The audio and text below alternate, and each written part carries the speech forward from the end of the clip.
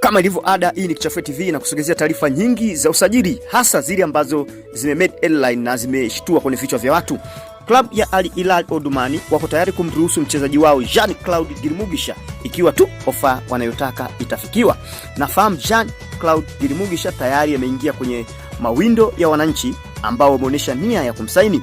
Hakuna makubaliano yoyote hadi sasa baina ya pande zote mbili yaliyofikiwa mpaka sasa, ingawa mazungumzo baina ya club na uongozi wa mchezaji yameanza na yanaendelea vizuri. Mpaka sasa Young Africans wanakabiliwa na ushindani kutoka katika vilabu vya Afrika Kaskazini. Pia kwenye mkataba wake kipo kipengele cha kumuuza kwa ada ya usajili shilingi $1 milioni za Kimarekani. Asante, hii ni Kichafue TV, ndio kufuatilia.